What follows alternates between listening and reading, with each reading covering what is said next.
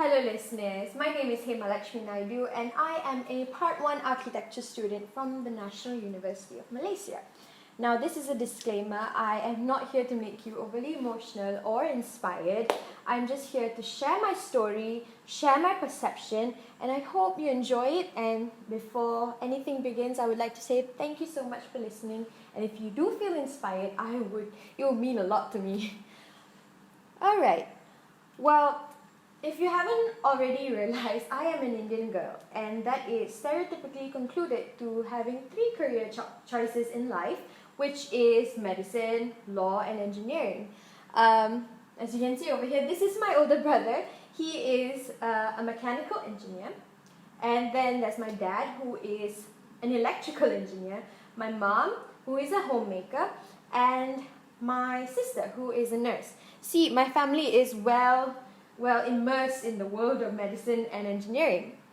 Okay, see, growing up, I used to be this A-plus kid, the muse, if you may, to all my cousins. I was always the example. And I distinctly remember loving the attention that I used to get from being this really smart kid. I never really thought of thinking life after school. I used to always think of impressing my family. And hence, my interest in architecture became a reason for me to break the norm, a reason for me to fight back and say, no, I'm not going to do law, no, I'm not going to do engineering, no, I'm not going to do medicine. And I was always fascinated by majestic structures that lived around KL. It was so beautiful, so big, and I always wondered, how were they constructed? How were they able to make it so huge and so tall and standing so amazingly? I'll be very honest, architecture wasn't my first choice of major. I entered it because I just did not want to commit to all those three career options I mentioned before. And my first few days in architecture were depressing. I hated it. It was way different than what I had expected it to be. And well, here we are 1 year later. Well, this is a sunflower. As you can see over here, this is just a picture of a sunflower that I used for my very first project in architecture school. It was my first year project, and it just reminded me of so many possibilities that you can just come up with just one picture. And I had to go through a lot of hard work in order to prove my design. It was just to come up with a power shield, which is this one right now. It is my power shield based on feminism and how a flower is so delicate but it's so beautiful. And all the design principles that I learned were repetition, as you can see over here, contrast, the colors, the use of space, all these things that I learned. And this was just merely the things that I learned in architecture school. And that is not something that I would like to talk about today because that's factual. We'll leave that to the professionals. What I am here to talk about is my personal perception about architecture, and how if the architecture that's around us today implements certain principles, certain practices, architecture in general would be very much inclusive, and architecture would be concerning of the variety of people that we have today. Well, this is a picture in Shimla. I took in Shimla when I visited India last year. And generally I think that architects, when they design something, they solve problems. And over here is a problem that I think is not solved properly. And this is because the design of the buildings, as you can see over here, it's a hilly place. And when you build buildings so close, it takes away from the beauty of that place and also makes it a lot more compact and a lot more hard to live in. Before I began my study of architecture, I saw buildings as just design structures, nothing more than that. But I was mesmerized to learn that a structure itself is capable of changing the way people live, the orientation of their lives. It is able to become a worldwide phenomenon. As you can see over here, this is the Taj Mahal, which is a worldwide phenomenon. Why do I say that? See, when I say India, I know you're thinking of the Taj Mahal, the burst of colors, the culture, and then the light bulb dance. Don't tell me no, I know it's the truth, but I thought that way myself before I even visited that country for myself. You see, the Taj Mahal alone drew 4.6 million visitors to India last year, and it's just so amazing and majestic how something so small like just a building can draw so much attention. Regardless of the endless amount of money spent on Taj Mahal, I would like to say that the authenticity of a building actually draws attention to it. And this is the library Tun Sri Lanang in mCampus. The next library that's over here in this image is the Seattle Public Library. You see, there's a huge difference between this library and the Tun Sri Lanang earlier, is because these two they're called libraries, but how is it that this library and that library is different? It's the way they implement a certain lifestyle, how they want the users to perceive them. That's how it makes it different. I watched a recent talk a TED talk by Mark Kushner, and he mentioned that these two buildings, they have a similar purpose. But how does this purpose play in the lives of the people today? You see, the Tun Sri Lanang Library is a library that has manual reading material that is, not digitalized. Whereas the Seattle Public Library has reading material that is more for the current generation and perhaps the generation in the future. So my question is, what would happen if all the reading materials that's actually manual been digitalized, and what would happen to all these manual libraries? They would vanish. Would they vanish? Next, I'd like to talk about identity.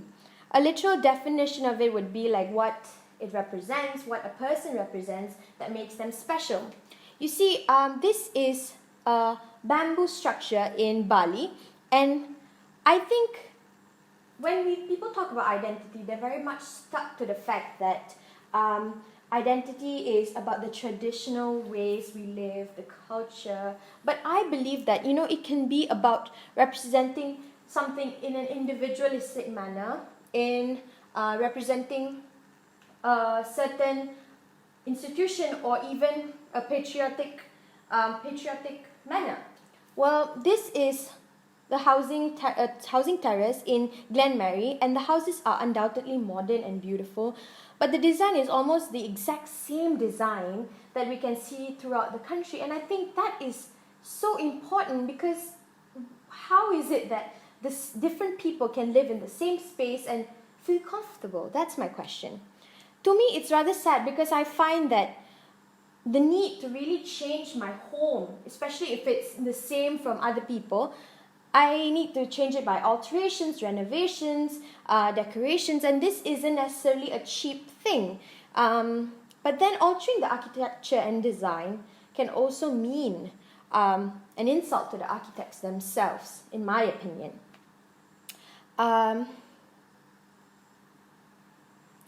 But what if we worked hand in hand with the architects themselves, the designers, in order to build a more impactful, more inclusive environment? See, a musician would be interested in an enclosed environment where he would be drowned in his own music, and then an artist, however, would prefer an open space, so he would have endless options to paint on his canvas. As an architecture student, I believe that these opportunities can be brought if the designs of our structures becomes more hands-on and practical, rather than it being a majestic design or a uniform space that we need to create for everyone. I believe that as much as it becomes part of the daily lives of users, the designs of our homes holds a very special value to us, and it is even more valuable than all those huge buildings that's out there. You might also argue, hey, a home's supposed to be personal. It's supposed to be something that's, private. Why share what's inside to the outside? I will answer that question shortly. But, you could also see it in this way. What if you were to wear all black clothes all day? Or if you prefer wearing rainbow colors? Or if you like a lot of bling in your clothing? What if you were to walk into your office one day wearing neon yellow heels, and another person would come in wearing, brown flats, and you'd say that's boring, but the other person would say, hey, you shouldn't wear that neon yellow heels. That is actually distracting. You should wear it elsewhere. Would you feel comfortable? I guess not. So this is a question I'd ask. Why do we depend so much on repetition? Why is it so hard for us to break the norm and make architecture more of a known subject rather than something so foreign, something so alienated? I believe that we should make things new. We are a new era. We are new people every day. So I think that should be implemented in our architecture as well. There is a saying that goes, we shape our buildings, thereafter they shape us, by Sir Winston Churchill, as you can see over here, the former British Prime Minister. So that's when we come to the root of my discussion over here. We spend most of our time around built environment, that it is inevitable that the characteristics that we visually absorb of the built environment is embedded into our souls, into the way we live. That is a very, very powerful quality, more powerful than we ever imagined it to be. We need to stop being afraid of innovation in our surrounding environment and find relevant solutions to the problems that we face. Architecture is not an alienated subject. Architecture is something that's among us. We live in architecture. With the changing era, with technology, our architecture should be home to so many possibilities. There's just so much we can do with architecture. Our parking lots can be party spaces, Our homes could be our workspaces. Our schools could be theatres. There is an endless amount of possibilities, and I think that's something we should explore on a day-to-day basis as architecture students. In the world of design, where there is no right or wrong, I believe that there is just so much that is yet to be explored. We have just come up with so many new designs that we are impressed by every single day, and I think that there's just more to discover.